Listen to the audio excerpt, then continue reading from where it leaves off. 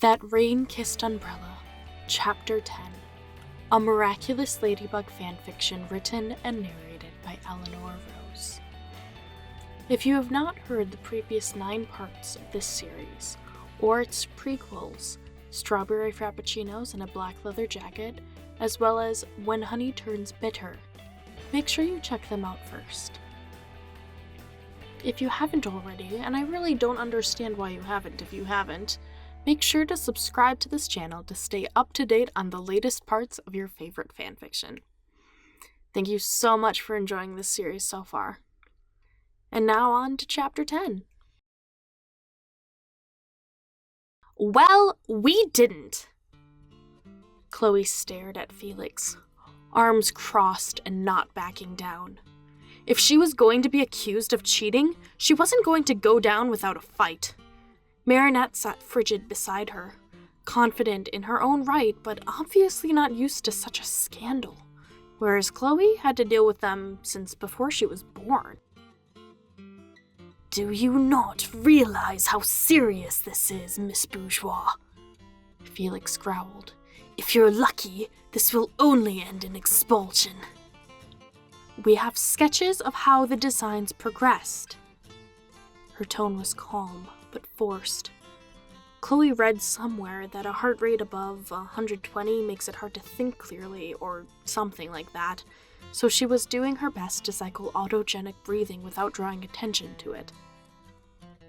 Her father's lawyer was already in the room, and surely their publicist was trying to plug every leak out there, but the Hawkmoth brand was too great an influencer. If news came that there was a scandal with his designs, the world would surely turn to look at it, more so if it was tied to college students.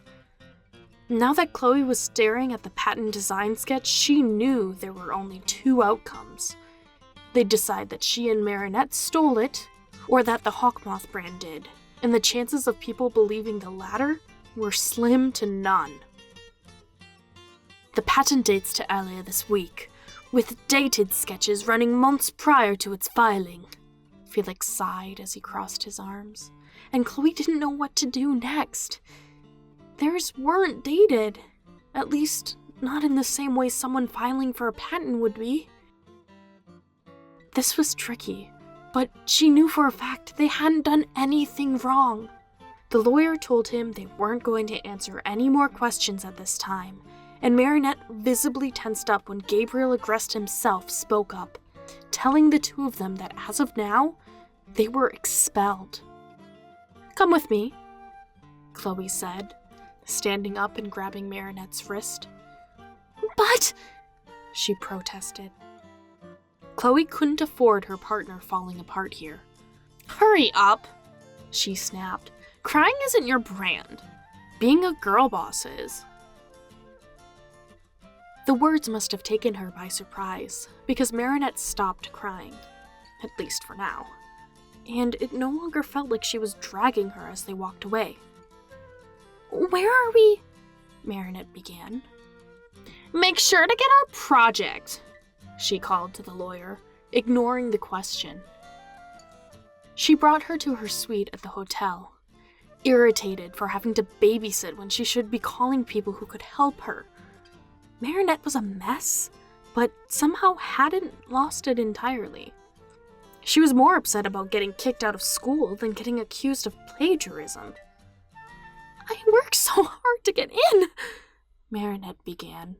"I saved up for years and applied for the scholarship every year, and that's what you're upset about?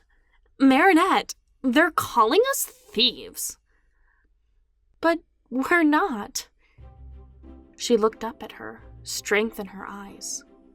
"Those designs are ours, Chloe. I know they are." "How are you so sure?" Chloe was itching to fight.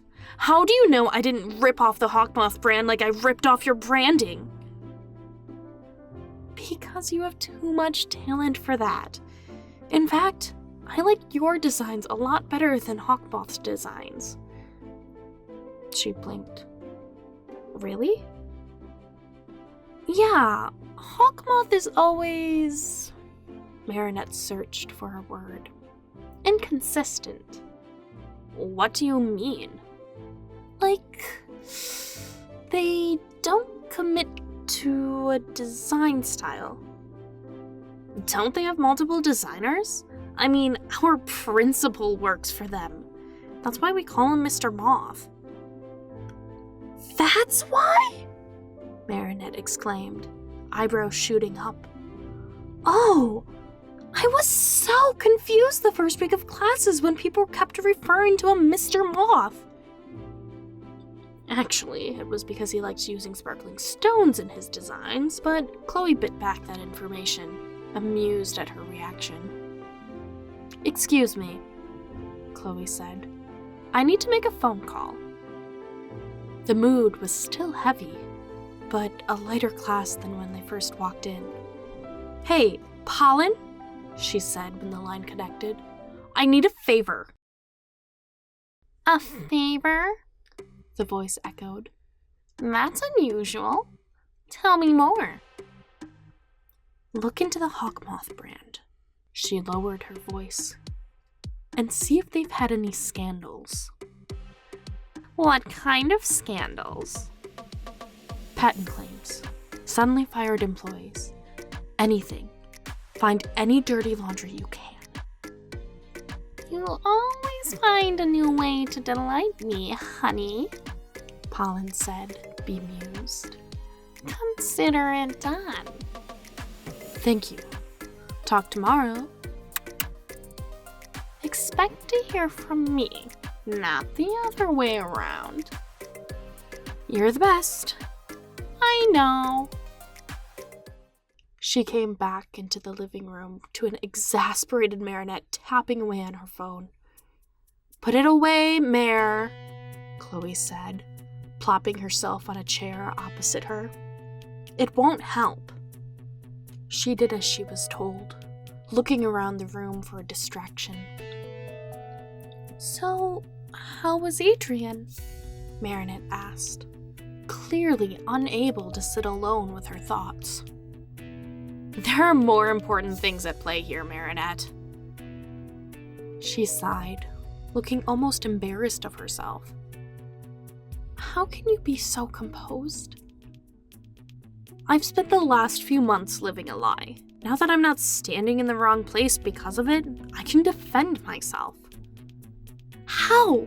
How can we possibly defend ourselves against this? They have a fancy lawyer, and we might even face jail time. Ah, reality finally kicked in for her. Marinette? She hadn't thought about how daunting this would be for someone without money. My name is on it, so we'll be fine. But, have you forgotten that my father is the mayor of Paris? She crossed her arms as she watched the statement sink into Marinette. That we, too, have a fancy lawyer. That I am the most hardworking woman you will ever meet, and I called the perfect person to investigate. She stayed quiet a moment. So what are we gonna do? Chloe grinned. We're gonna make a lucky charm to get out of this mess. A lucky charm? Yes, we're both clever, and ladybugs are lady luck. I'm not following. I have money, and you have talent. Well, you have talent too, she began. Having money is a talent of itself. Marinette looked like she disagreed with that, but Chloe didn't care. Let's go. Where? She led her to a craft room in the basement. Have you ever tie-dyed before? Chloe asked. Of course. Why? She pulled out a plastic poncho from the drawer and handed it to her, taking one for herself. You'll want to put this on. Why? Because things are about to get messy. Chloe took 2 bolts of white fabric and pinned it to the wall, side by side, then put a plastic sheet meant for painting a room underneath it. Ready? She cracked open 3 cans of paint and put them on the floor. Marinette opened her mouth to question, but figured it out before the words escaped her. Where are the sponges? Smart girl. Chloe opened a pack of beauty blenders and stuck one in the bucket, soaking it black before chucking it at the fabric on the wall. Marinette did the same, choosing red first. Thwack. I like this better than going for a run, Marinette said, grabbing her 6th sponge. What do you mean? You know, some people go running or boxing or something to blow off steam. Oh, yeah, no. Screw that. Chloe hated cardio, despite her now normal 5-kilo run she takes in the morning. Honestly, Marinette said when they ran out of sponges, I low-key love how mine turned out. Same. Hers was a cacophony of red and black, while Chloe's was black and yellow. The girls looked at each other, somehow bonded. So, what are we going to make with it? Our project, silly. A smile graced her lips. But this time, the theme is staying.